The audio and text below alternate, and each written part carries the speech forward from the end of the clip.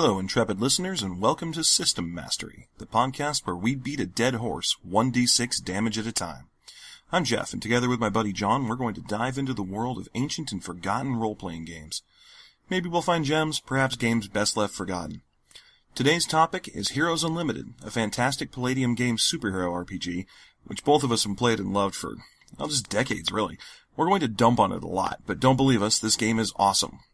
If you have a game you'd like to hear us discuss, or if you just want to comment or bug us, visit our blog at systemmastery.wordpress.com or tweet us at @systemmastery. We now join our scheduled program, already in progress.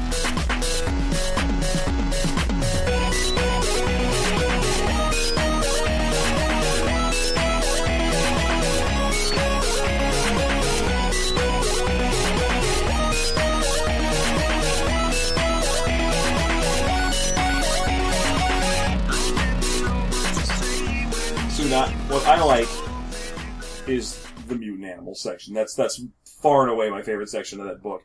I love that it's basically just a cut and paste entirely from the old Teenage Mutant Ninja Turtles books, so much so that it brings over everything about the setting with it. Like, oh, these guys are horribly persecuted against. None of them have an education, except that some of them were raised by ninjas. I don't understand why you didn't think that, oh, I'm making a completely different game. Maybe I shouldn't put Ninja Turtles information in here. Yeah, but that would require doing work, and if there's one thing that Palladium is really good at, it is not doing work. Oh, well, unless that work is including forwards. With the mutant animals, it's like you have to go through this whole extra process. You spend forever with this Bio-E system to generate a character, and then when you finally do, you end up with a character that is significantly weaker than, say, an equivalent level non-powered human. Yeah, well, the fact that you're like, okay, what did you make? I made a giant mutant buffalo man. This dude is huge, and he's got horns, and he's badass. Okay. He is also just strictly worse than being a stage magician. Yep. Or count yourself lucky if you actually have any kind of, even a minor superpower, because you're already better than the entire mutant animals section. Which I love the entire minor power section in this book as well. Because it's just a bunch of stupid crap that you wouldn't really care about. It's like add-ons that you would give to a hero. And there's way less of them than there are major powers. And I think the reason for that is because they're less fun to write. Well, it's also, the problem with it being you have maybe two major powers in a character.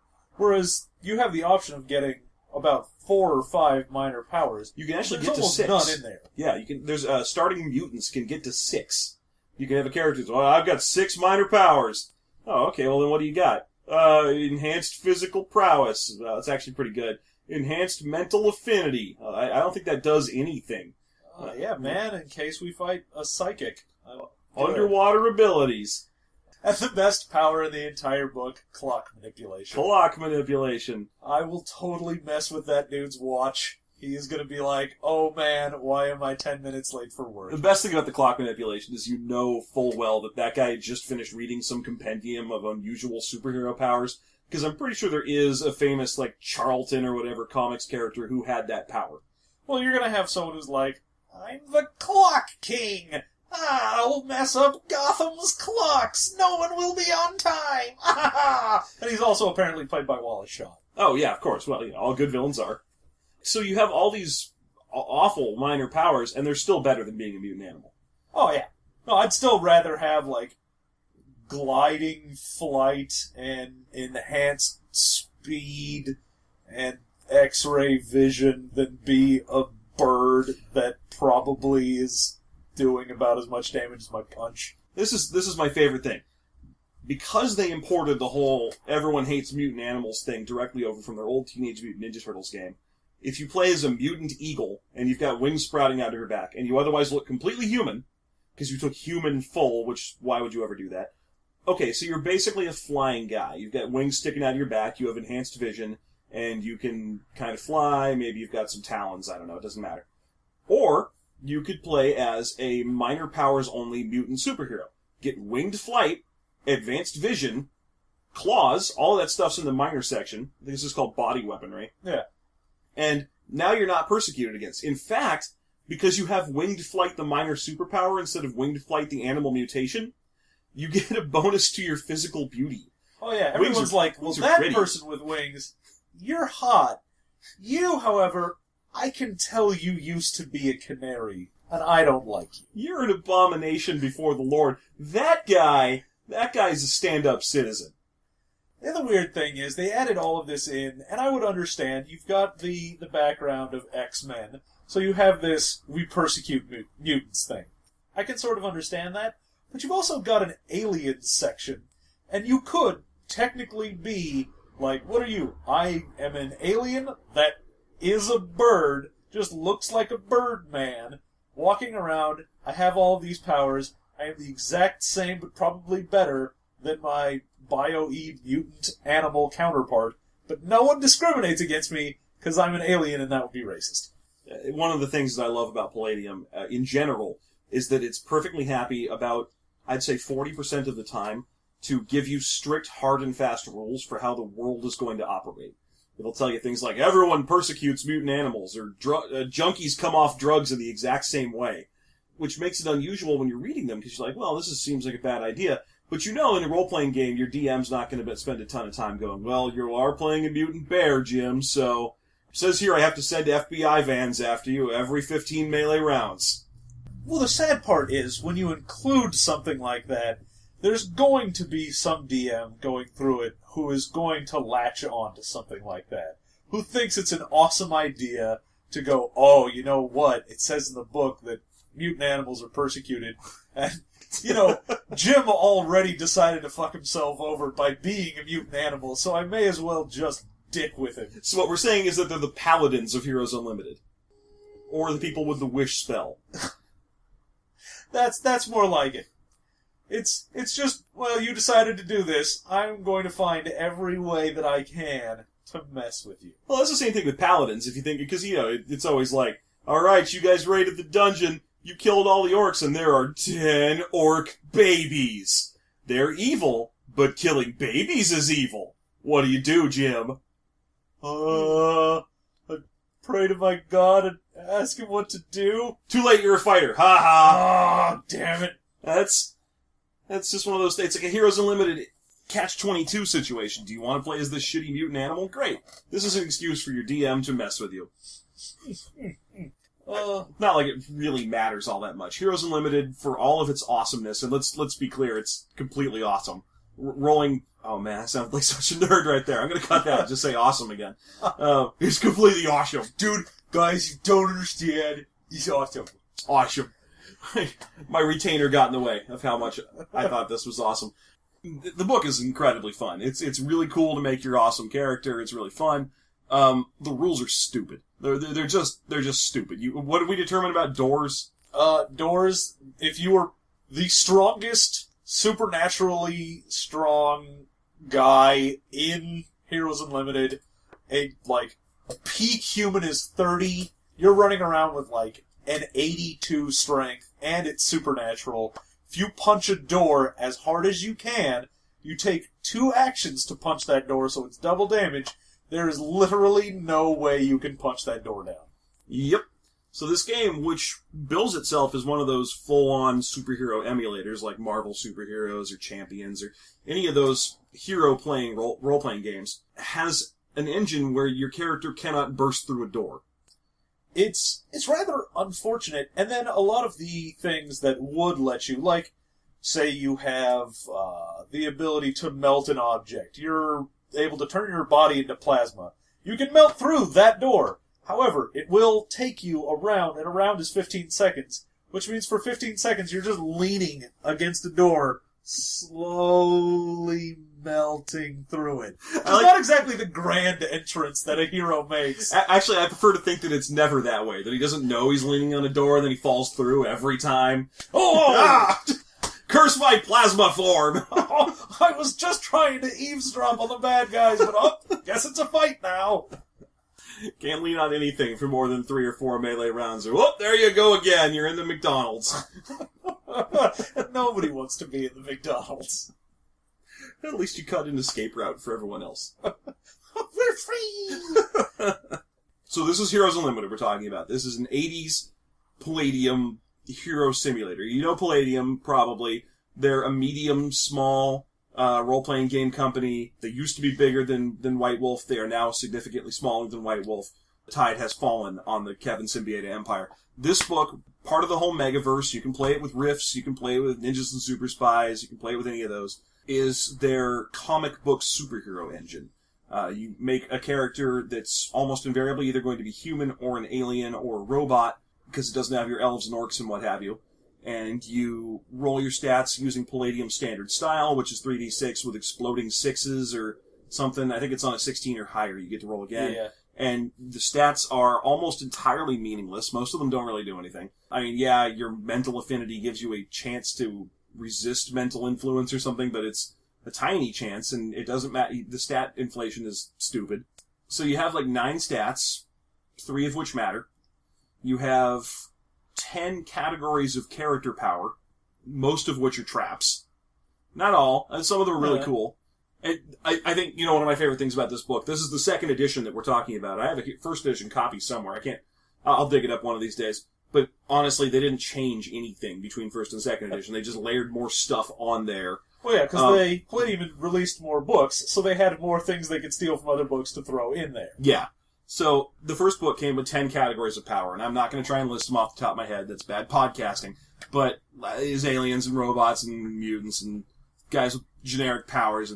But one of my favorite things they added in the second edition is a whole chapter on what they call mega heroes. And your mega hero is supposed to be like a Superman or, you know, an Incredible Hulk. It's a hero beyond the scope of the others. The ones that are supposed to be having those kind of slugfests where they punch each other and then all the windows nearby shatter. That kind of thing. Yeah, which is, I mean, I understand, because rules as they were put in the first edition, the most you could get was 2 of the major powers, and really you can't build a Hulk or a Superman or anything like that with just those 2 powers and maybe 1 minor. Yeah. It was their way to sort of get around that and have it be so that everyone knew if you were allowing someone to be a mega hero, then you knew that person was going to be the Superman and you're probably going to end up being Robin. Right. And so the book actually makes it pretty clear. It just says, don't let anyone be these. It's like the first part of that chapter. Here's mega heroes. These are heroes beyond your ordinary hero. Don't let anyone play these, because it'll unbalance your game. Okay. No, it won't. The notion that there was ever any semblance of balance in any Palladium game, especially Heroes Unlimited, is ridiculous. Your characters are going to be completely varied, and they aren't going to make it. Balance is not a factor. This game is so broken that playing it really is more of an exercise of just sort of collaborative storytelling than anything else. It's just sort of, oh, I have cool powers, and the DM, when hearing of your cool powers, says, okay, cool things happen, instead of, okay, not cool things happen, because you actually tried to follow the rules in here. Yeah, trying to follow the rules, especially some of the worst things, like, say, being a bionic dude, which is just awful. You roll... First of all, really drive the nail in about how the notion that this game is balanced in the first place. When you make a bionic character, first you roll your basic stats. You roll your strength and speed and physical prowess and physical beauty and what have you. Then, the very next thing you do is roll percentile dice for your budget. This is raw power. This determines how much stuff you can buy when you're a bionic or a guy with a supercar or a robot. And it ranges, each one of those has its own range, but it ranges between about $7 million and about $20 million you can spend on stuff, depending on which one you're rolling on. It's raw power. You can buy the same stuff, it's just you get less of it at character creation. And there's no engine for adding or building more stuff later on in the game, and you don't get to keep all this money, which means you're basically building once. Well, you build one character, and the main issue with this being, unless your DM is real nice and says, I'm real sorry that you rolled a $7 million, let's go ahead and give you an extra $8 million so that you don't suck, then your guy is just going to be bad. Real bad. Like, bad such that you could start with a lower strength than you had rolled by being a bionic person. That's bionic in general. Yeah, actually that happens anyway. If you have a bionic character And again, we talked about this. The peak level of human perfection in this game is at 30. You can get above 30. That's just like the Captain America peak sort of thing. If you're like super strong, if you're the Hulk, then you can get your strength up to into the 80s, that sort of thing. But a human can roll a 30 because you can get a 16 or 18 and roll a 6, and then that puts you to 24, and then you get to roll another 6, and now you're at 30, and you're the max strength a human can be. The max strength a bionic can be is 24. Yeah. The $6 million man, the guy who has bionic arms, is supposed to be this technological marvel better than any human could be, is technically not even a competitor in the world's strongest man competitions. No, he can run real fast. They can get like a 200-mile-an-hour running speeds up and going. But I guess they thought that the 24 strength was super crazy impressive, and then they forgot that maybe 10 pages later when they got to another part of the book. So they put in maximum strengths for these bionic characters. They're just terrible. But anyway, to get back to the point, right off the bat, the first thing you roll when you're rolling your bionics or your robot or your hardware character is, how much money do I have to build my character? And it's just a raw number. And there's no like, well, if you roll 7 million, then your character is smarter. Or maybe he already has another vehicle or something. It's just, nope, you're just $13 million weaker than this other guy. Oh yeah, no, I mean, in a system that already has you rolling randomly for your stats, which is, again, just one of those roll randomly to see if you have any decent power, to then also say, now let's make you roll randomly in your chosen power category to see if you're just worse at it. Yeah. So you could have two characters roll up, both of them say we want to be robots. We're going to be robot bros. We are both going to be transformers. You know what? That's what's going to happen. One of them goes ahead and rolls. He gets $9 million for his budget. The other guy's got 20. So now you just have someone that's worse than you in any conceivable way you could want to be. Yeah, absolutely. I mean, granted, that would make perfect Transformers, seeing as how there's basically two Transformers that matter. Yeah, but it also makes for awful role-playing. It's of the licensed role-playing games. It's like, we're going to play the Buffy role-playing game. One person can be the Slayer, and everyone else sucks balls. Yeah, I have the Batman role-playing game over here, and we'll get into that one of these days, and it's from the, 70s. It has wicked good art, but on the other hand, it does say, one of you should be Batman, and the rest of them should be his amazing friends, and make sure that the one player you trust the most is Batman. Make sure the one guy you think won't be the biggest dick is Batman, which never made sense to me. Because you really should give Batman the hugest dick in your group, who's just going to be like, hey, Robin, I need you to go over there and do a thing for me. Brrr. That's where all the Robins previously have died. I know, I think I've got a good feeling about you. Oh. So, okay, back to Mega Heroes. They warn you that this might unbalance your entirely balanced Heroes Unlimited game. And then, okay, so what do you get for being a Mega Hero? What's the awesome Ultra Mega powers you get? Because most of the Mega Heroes that they don't use any licensed words in this game, but the references that they're trying to put in your mind are Superman and the Incredible Hulk. So, should you be completely invulnerable? Should you be able to fly, jump through space, things like that? So, well, you get two roles. So one of the roles is, what's your power, and the other role is, what's your weakness? It's hilarious to me that because these are just two random roles, and that Palladium never lets you choose anything, the two random roles, one of them can be, what's your superpower? Oh, well, I am like a god among men. Oh, you mean like you're invincible and super strong? Oh, no, people just think I'm a god when they see me. I'm super charismatic. I'm very charismatic, and I remind people of a god. So when I walk through, they're just like, ooh. So that's your superpower. Okay. Tack that onto whatever your other power was going to have been. So you're like, oh, I can fly and shoot lasers out of my feet. Also, people think I'm a god. Okay, well, what's your weakness? I'm a vampire. I have to suck blood every 4 hours forever or I'll die.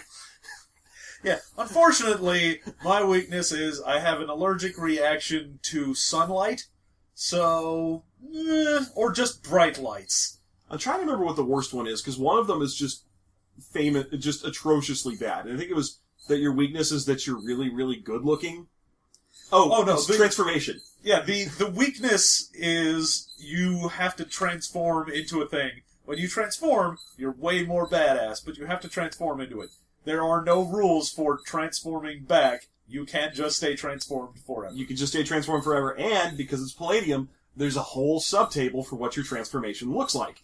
And one of the, it's things like all your hair falls out, or of course you change colors, and there's a random roll table where green is heavily favored. or you have big rippling muscles, or you only have 3 fingers, anything like that, stuff like that. I'm making these up. But one of the things on that subtable is you become a bronzed, impressive, godlike being, plus 2d4 to your physical beauty. Which means that your weakness is that you have to transform into a super hot guy and stay that way. Oh yeah. No, unfortunately, the only drawback to being a super badass is I also have to look really good. You look awesome when you're doing it. I like to think it also transforms your sunglasses and puts a fedora on you. No, it takes the fedora off of you. That's where the 2d4 beauty comes from. It transforms your jorts into some actual slacks. Your fedora disappears. Your neck beard rotates forward 12 degrees. I actually have neck beard on my face. This is an unusual conundrum. Oh, what to do? Oh, what a drawback. I can't wait to turn back to normal. My trench coat disappeared. Now how will anyone know that I am a gentleman? That was the podcat. Oh, the podcat. So Mega Hero, kind of a flop. Oh, it does give you one legitimate bonus that you get no matter what, and that is that your strength becomes supernatural. So, now, we've mentioned this a couple of times. This game has a strength chart that runs from 1 to a conceivably infinite number. You could have a strength of 5,000. It stops mattering after 80 or so what your strength is. But there's no specific upper limit to how high up it can go. However, because that's not supery enough to just, say, oh, your strength is 500 when you're the Hulk or whatever, they did it like this. You have normal strength. I'm trying to remember what the second rank is. I think it's just called, extraordinary physical strength, which is just a big bonus to your strength, and you can lift more per strength point. It's got more lift and throw, but not anything particularly impressive after that. Especially since there's not really a whole lot of rules for throwing stuff at people. I mean, there's a table, of course, but mostly it's just, are you throwing a table at them? They take 5d6 or something like that. And then there's a superpower, major superpower, called supernatural physical strength. You can have both of the powers if you want. You can have extraordinary physical strength and supernatural physical strength. But the result is, when you go onto the supernatural table, is that now you enter a whole new set of strength calculation charts, where your punches do even more damage, and you can lift even more. Even if you have a strength of 8, if it's supernatural 8, it's better than that other weak guy with a regular 8. Oh, wait, real easy to keep track of. So, if you happen to be a supernatural being, you are a dragon or something. Even if you are the weakest dragon, you're like strength 10, you are a dragon that is as strong as a dude, you're still way better because technically you're supernatural. Right, so that's the one pure, straight-up benefit to being a mega hero, is that you get supernatural, your strength, whatever it was, becomes supernatural strength. Yeah. So, mutant animals, mega heroes, what do you like? What's your favorite thing in this book? I think probably my favorite stupid thing in this book is the entire section that was inspired by ninjas and super spies, in that you have a whole bunch of not actually superhero heroes. So you've got things like, I'm a kung fu master, I'm a spy, I'm a stage magician. So in a game where you have someone that is using actual magic, I cast magic spells, you can also have your friend who is a stage magician who's like, yes, you may have created a force field, but I pulled this rabbit out of this hat.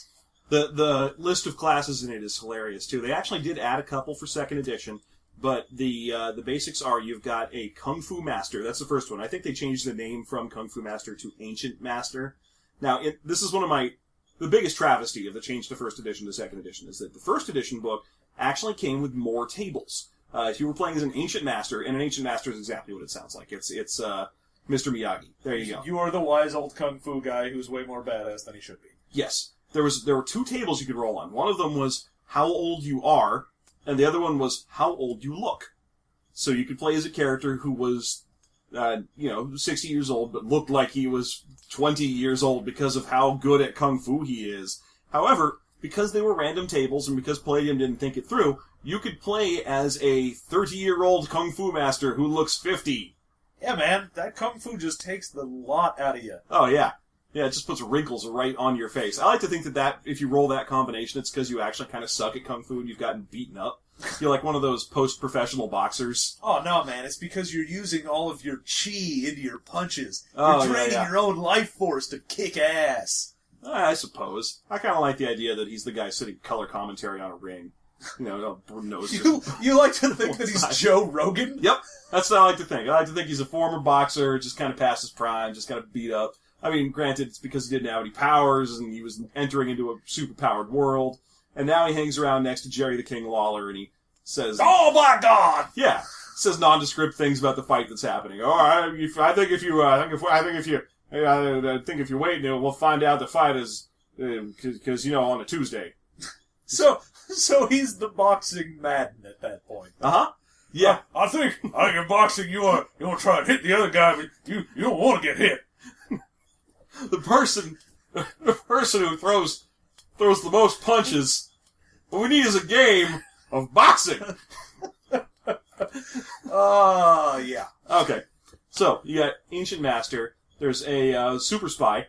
Oh yeah. Well, this is just I've got some gadgets, not as much as the gadget class, but I've got some gadgets. Oh yeah, there's a whole hardware section in this book that's got weapon dudes and car dudes and electronic dudes. And then there's this guy, the super spy, who gets a smaller budget and gets to use it to build a supercar.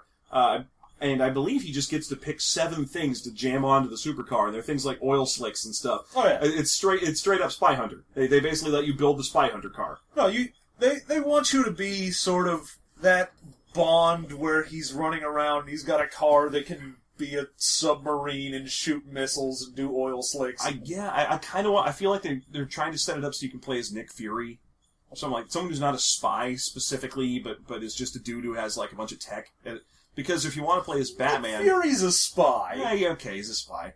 I don't know. You're right. James Bond is also a spy, though. Let's yeah, that's what I'm saying. Yeah, okay. He's a super spy. The problem is that the book has a super spy class. It's a different class. But also, the one that I think they want you to be, if they want you to come up to play like a Batman, is this thing called Hunter Vigilante. And this was also the Punisher, is what you'd be going for with this. This is a dude who, in their book, you learn to be a big game hunter. And then he's like, but now I use it to track man. The most dangerous game. It's an awful, awful class. It gives you nothing. Most of these other human-only kind of regular dude classes at least give you some table to roll on when you want to do something that the other stuff doesn't. This one's just some skills.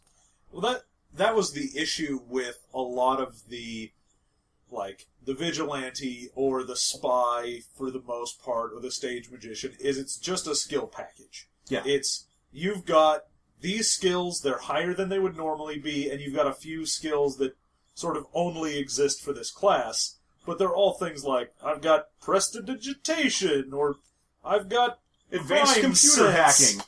Yeah, I'm an expert hacker. Oh, okay, so does that mean that you've just basically told the DM that he better put some hackable computers into the game? Because anytime you get a power like that, or a skill like that, it feels like a hook. Like all you've done is just taken a useful hook for the DM. Like said, hey, my character hacks computers. I'll put computers in the game. Stupid. Want to make a thing about punching. And the unfortunate thing is, if you have a character that's, say you went into the gadgeteer thing, and you went, yes, my guy is a hacker, that's what you've got. You're a hacker. That's all you do.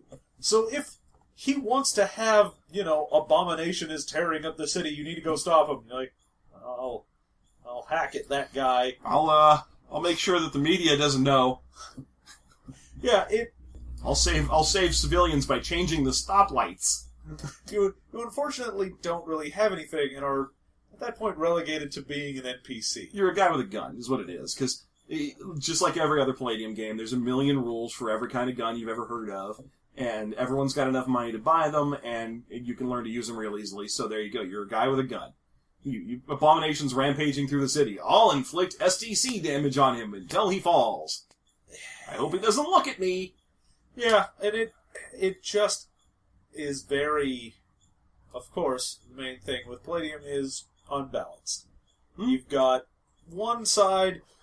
One guy randomly rolled and he ended up being an alien with all sorts of superpowers. He can shoot down planes with his thoughts, and he's got strength enough to throw a Mack truck at a dude. And then this guy rolled up and he's like, I'm a bionic man. I can run fast, and I can shoot a laser that does about as much damage as a punch out of my eye. One of the best things in the bionic section, by a country mile, is the claws. You can get claws. You can get cool Robo Wolverine claws that come out of snicked out of your wrist. They do 2d4 damage.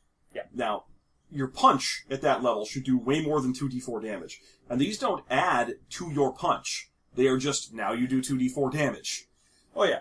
If you were even remotely trained or strong, then claws would just be a terrible option. Terrible. And I think, when I'm saying 2d4, I think they actually do like 1d6, and it's the giant claws that do 2d4. To get to 2d4, you have to be playing as like a 13-foot tall robot. Yeah. And even that, let's say, you're given punch, you're just some dude. It's a d4, which means that a guy stabbing you with huge metal knives is doing about 2 damage more than you. On average, yeah. On average. Yeah, they really didn't think their damage calculations through, is what it comes down to. One of the things you'll notice when you're playing through any of the Palladium games is that they love the times 10 moniker. You'll see a lot of stuff that does 3d6 times 10 plus 10, and so on, which is a huge, crazy, swingy amount of damage. It's between 40 and 190. Yeah. And they love that sort of thing. You'll see a lot of stuff that does the low, useless weapons, the ones that you see in the book and summarily ignore, do anywhere between 1d4 and 2d4, and sometimes up to 3d6. Then you start getting into the real guns that matter. The heavy energy weapons, the micro missiles, all that kind of junk that does into the times 10 range, the d6 times 10. Now, you're still going to feel like a moron when you deal 10 damage to something. Oh, yeah. You take a missile, shoot it at a guy, and you're like, oh, this is going to be awesome. Oh, you took about as much as if I had hit you with a baseball bat. That is unfortunate. This reminds me, let's talk physics. Let's talk Kevin Symbiota's understanding of numbers and physics, because it's awesome. Let's see, his nuke, this is my favorite thing in any Palladium book, because it is the same table from Rifts, just copied over to Heroes Unlimited. He has a huge long list of, these are mini missiles. He loves these his missiles. Micro missiles, medium missiles, long range missiles, and so on. For a long range, basically intercontinental ballistic missile, a nuke hits a place, it does 3d6 times 10 damage. What's the radius? And the radius is like 500 feet. Yeah, it's actually less. I believe it's a 50-foot internal blast radius. And then it does half damage at a range outside of that. So, what he's saying is that your basic ICBM, the Russians shoot a bunch of missiles at us, they will destroy a 7-Eleven. Except they won't. 3d6 times 10 falls under that category of strength earlier that we were talking about that has no chance of destroying a door. Oh, yeah. No, if you rolled 3d6 times 10 and you're like, oh, what did I get? I got, 80 damage because I didn't roll particularly amazing. That didn't even blow a door off its hinges. Mm-hmm. I directly nuked a building, and the building was like, Oh, my paint. Hey, wait a minute, I may have lost a shingle or something. His physics understanding is hilarious. One of the things, and might as well diverge into Riffs, because who gives a shit. One of my favorite things in the Riffs book, if you read it, is the iconic Glitter Boy, the huge silver shiny mech. It was so popular in the late 80s into the early 90s that there were a lot of people with shirts of it. You'd see that cool little gas mask tube face of the robot, and it has a boom gun, which is a big rail gun that fires, it's a magnet. If you're a nerd and you're listening to our podcast, you know what a rail gun is. It uses magnet lines to accelerate pieces of metal to crazy super high speeds. How crazy super high? Well, tell us, Kevin Symbiota, how fast do the bullets come out of a boom gun? It's going to go at, Mach 2? Yeah, Mach 2. About 1,000 miles an hour, give or take, maybe 1,100. Yeah. Really? Because that's how fast bullets go. That's just... You just shot me. That's all you did. That's all that is. You have a crazy gun that you need to recoil and stamp yourself into the ground so it doesn't blow you 500 yards backwards, and it shoots at the speed of a regular gun? Ah, yes. That's basically your heroes for you as well. I've got the strength of a regular man. Yeah. Oh, you're a hero. I will shoot you with the power of a gun. And, I kind of understand where they were going for with this. Like, it could be very difficult to build a full-on superhero simulator with your Batmans and your Punishers and so on, where your character doesn't just die immediately. Like, you can't, the Punisher versus the Hulk is a dumb fight. Yeah. Because the Hulk's going to get that one punch in, and it's over. Well, there you go. You can't take a punch. So you got to have some measure of heroic resilience so that your character isn't a joke. And that's fine. I can understand that. They did it the wrong way. They did it with damage. So your damage feels shitty. And it shouldn't. It should feel like it's insane how hard you can punch. Like, oh my god, you punched that car into another car. And then also when you punch the Punisher, he goes flying across the room and doesn't die. Yeah. Instead, it's everything you punch just kind of goes, oh, well, you better do that 50 to 70 more times. Yeah, given the values of certain things for how much damage you can take versus how much damage you deal, it ends up being that in this alternate universe where these superheroes live, you live in a world where everything is insanely difficult to damage. Like, you have to be a superhero to damage anything. Like, I have to imagine that it was just tech was the superior thing here, and you were just like, oh, what happened? This train is the world's most amazing war weapon, because it doesn't matter what you shoot it with. If you hit it with a rocket, it will fuck you up. You cannot nuke this train. Also, it's completely impossible to hijack an airplane. Like, completely, because you cannot damage the airplane. Oh, no. You could fly it into a building, and neither of them would take any measurable damage. Yeah. 9/11 would have just been bonk, fall. Yeah. Plane falls, everyone's like, well, that sucked. Ow! I took a D6 times 10 falling damage. You totally broke a window on that building, dick. Everyone's just mad because they're late. Yeah. Someone comes by, some superhero's like, oh, I'll just lift this plane, set it back over there. Thanks, man. I'm gonna go now. Oh, no, because it's in New York. It'll be some guy making a joke about how the parades are getting crazier every year. New Yorkers, right? Am I right?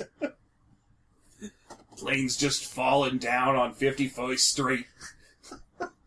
Oh, man. I wonder what the line of offensive is here. Oh, shit. I don't care how much I offend New Yorkers. Oh, that's good. That's good. I actually don't know where 51st Street is in relation to New York. There is one, I'm sure. Of course. But it's one of those things where if you're from New York, you assume everyone in the world knows everything about the 5 boroughs and so on, and so you're always talking about, like, Boston and Yonkers and with Boston. Boston? Yonkers, which is also not in the 5 boroughs. Look how good at this I am. When you're from New York, and you're always talking about Chicago. You know what? Okay, first of all, Boston's in Massachusetts. Second of all, I took all my knowledge of New York from people yelling at each other about tunnels in action movies. That's where all of my knowledge about New York comes from. Everything's from like the 1994 Godzilla movie. There you go. Yeah. All of my knowledge of New York comes from Taxi Driver and Godzilla. Yeah. Godzilla, Taxi Driver. I'm trying to think of any other examples. Woody Allen films. Anything like that, where they're just talking about New York as if everyone's going to figure, any movie where an asteroid is going to hit New York. I know all about those, because I know that asteroids are often the size of either Manhattan Island if they're a small asteroid, or Texas if they're a large asteroid. Yeah, these are your two measurements. Yeah, those are the golf ball-sized hail descriptors, which goes from golf ball to grapefruit. Yeah. Yeah. So that's where all my knowledge of... That's why when I say 51st Street, I don't fucking know. I just know that in Godzilla, they were constantly yelling about parades and shit because, it's so funny that New Yorkers are all wry. New York. Yeah, okay, we're on a wild digression here. Yeah, so, Heroes Unlimited. Is it fun? I love Heroes Unlimited, and I think it's fun for, like, a 1 or 2 shot game. You pretty much don't want to get attached to any character unless your DM has very strictly gone through and tried to balance out everyone. It's unlikely that your character's going to die, because again, nothing does any damage. The reason you really shouldn't get attached to a character is because there's no progression.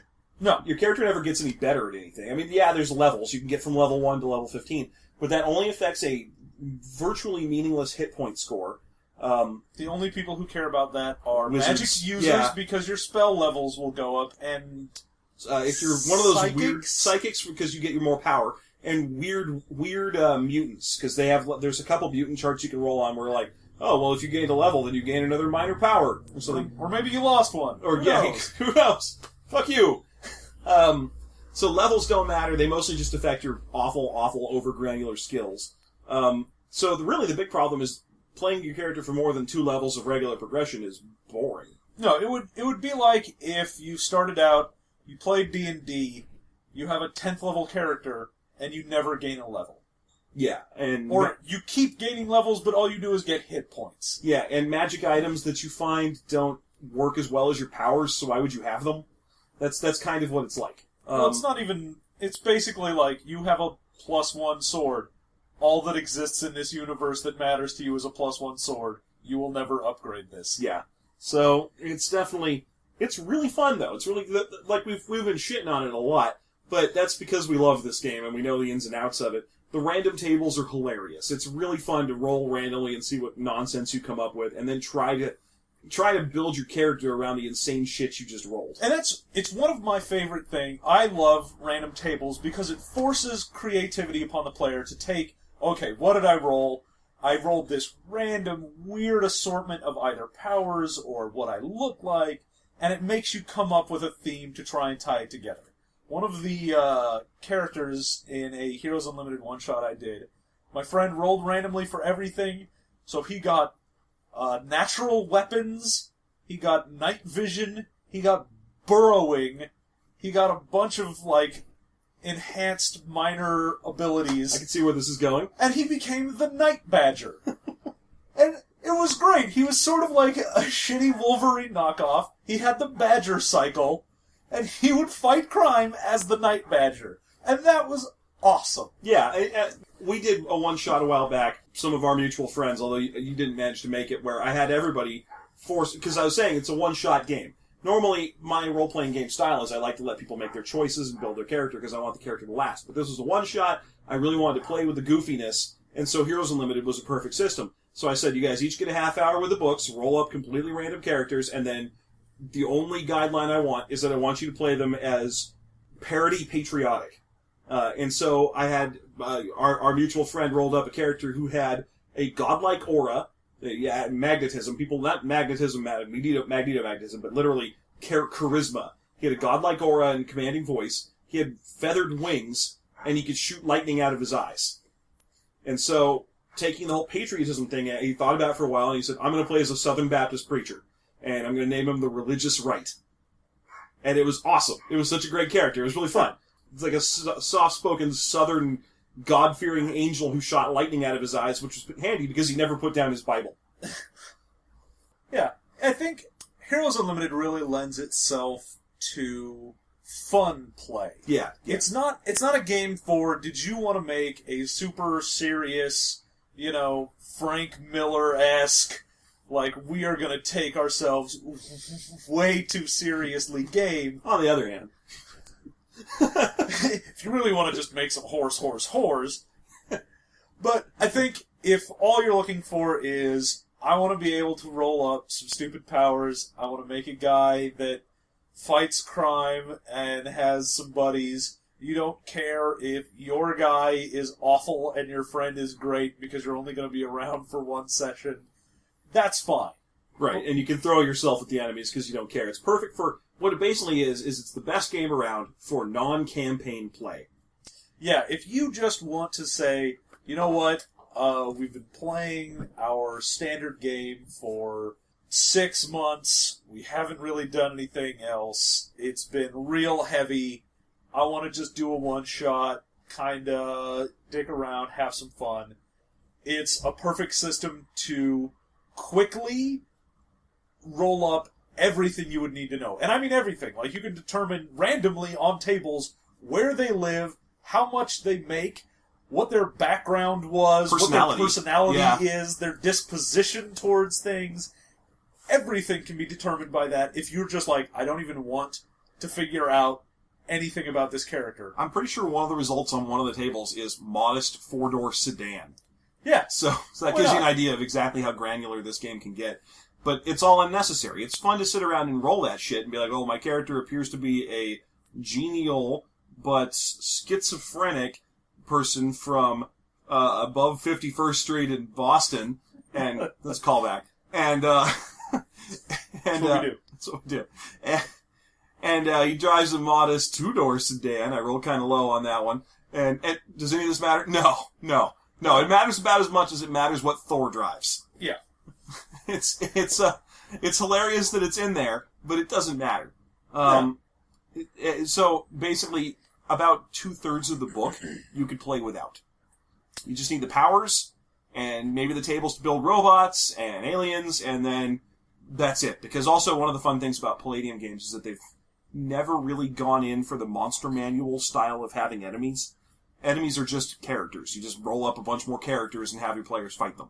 Yeah, which can lead to some issues, because you want to have, in a Palladium type game, you want to have a challenge for your other players. But when you're making villains that are essentially just also PCs in terms of what their power level is, you're going to end up coming up with stuff that has a very real possibility of just killing a dude. Right. I mean, Heroes Unlimited is a particularly egregious example of this, because there isn't even a section at the back of the book that's like, these are the stats for a policeman, or these are the stats for a thug. It's just, the book just ends with, like, you know, an advertisement to buy Aliens Unlimited. So there's really not a whole lot to go on for what your enemies should be like. Presumably you just fight other supervillains, and that's fine. Rift's books and so on will add a section of, like, you know, here's Fury Beetles, and here's Ostrosauruses and Neuron Beasts and all this other junk, which isn't a player character, but it's built in the exact same way. Like, you know, if you look at a Neuron Beast stats and Fury Beetle stats and Rifts, it's IQ, 1d4, ME, 1d4 plus 1, and so on. So you're still expected to kind of go through this painstaking process of building a monster, which you do not need to do. No. You don't even need to roll ME for your actual character.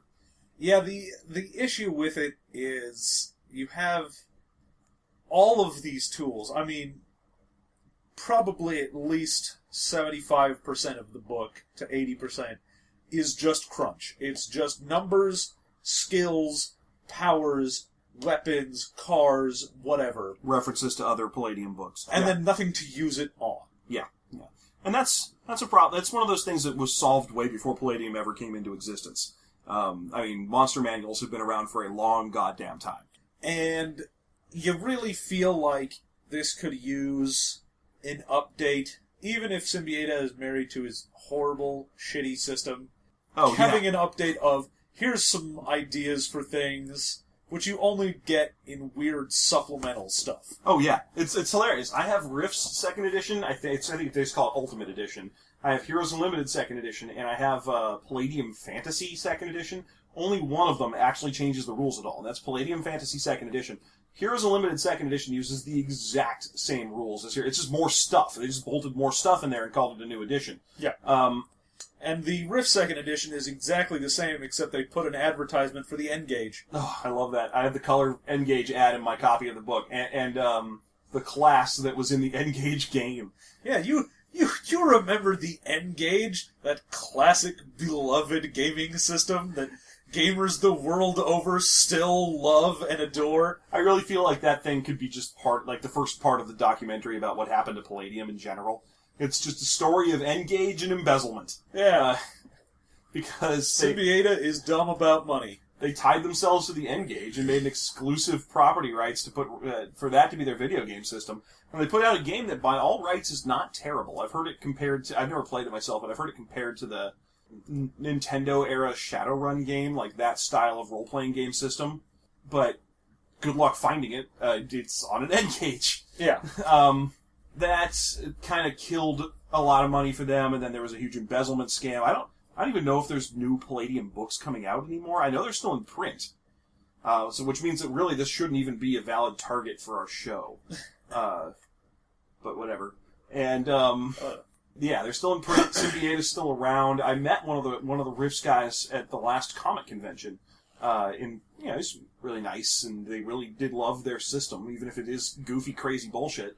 And we know it is. Shit, I've got half my bookshelves over here is given over to crazy old Palladium books. I love them. I love their 10-year-old sensibility. I love their... And not their sensibilities are 10 years older than what we have now, but the sensibilities of a 10-year-old. Oh, yeah. Yeah, everything is like, oh, you know what would be awesome? I'm gonna have it's a dinosaur, and it's got a huge cannon on it, but it's from another dimension. It's not like a normal dinosaur. Oh yeah? Well, I'm gonna fight that with a giant skull that's also a spider. So, what do you think of that? I'm gonna play as a wizard, and he's from Africa, and you can make your mind bleed. Oh, dude. Right. It's awesome. It's awesome to read these crazy old classes. It really feels like looking at the doodles that you put on your Trapper Keeper when you were 12. That's what the whole game is. It is Kevin Symbieta's Trapper Keeper given rules. Yeah, and we've got... we aren't really doing a rating system in this podcast yet, but if I was, I would give this game 2 thumbs up. Yeah, Heroes Unlimited gets 2 thumbs up from me and then an additional thumbs down, because in my rating system I have 3 thumbs. Because I am a mutant. I am a mutant, and I rolled a 3rd arm, which you can't do. I give it a 37% on my percentile dice. Thankfully, my good rating is a 39%. You know what? I think we should give ratings to all the games that we review in the structure of the game that we are reviewing. So I would say I'm going to give this game a plus 21 to parry. I'm going to give this game 6 random tables out of 10. Perfect. So this has been our superhero review. We're rounding up on about an hour of talking endlessly about it. Next time, we will take a shot at something else. I know you've got that Buffy the Vampire Slayer RPG you'd like to discuss. Good. I, of course, really want to dig into my Batman the role-playing game. I think at some point we should break back out of licensed games. Maybe we'll talk about something... I have a copy of Tales of the Floating Vagabond I'm sitting on. That's some crazy bullshit. Oh, boy. Or a really fun one, I have Steve Jackson's Tune. Oh, boy. Yeah. So, look for us on your Twitter feed, or we will somewhere tweet the Facebooks. Somewhere we're on your web zone. We're going to pick a vine of this to your... Instant grams. Oh, dude, delicious instant grams. Stay crunchy even in milk. I don't even think they start crunchy in the first place. I think they're just powder, and then you add something to them, and they become grams. Or you get a full gram of it. It's like a drug. If my pictures were a drug, I'd sell it by the Instagram. What's up? That's right. That is a Vanilla Ice line. Wow. Vanilla Ice Instagram-related line. Hell yeah. I think he was pretty much out of his cultural relevance by the time Instagram came into power. Dude, I should totally tweet at Vanilla Ice. Isn't he friend of the Juggalos, Vanilla Ice, now? I think that's actually true. Friend of the Juggalos. Yeah, I think he actually has that under his name bar in the MMO of his life. Someone needs to be friend of the Juggalos after the white man almost hunted them to extinction. Yeah. The great Juggalos of the plains. You know, what's great is that they basically do occupy the same relative dimensions each, and also the same geographic location. Oh, yeah. It's like Buffalo became Juggalos so slowly we hardly even noticed. Well, it spent about 30 bio-E and went from a buffalo into a Juggalo. Human looks. Partial. Thank you, folks. Good night.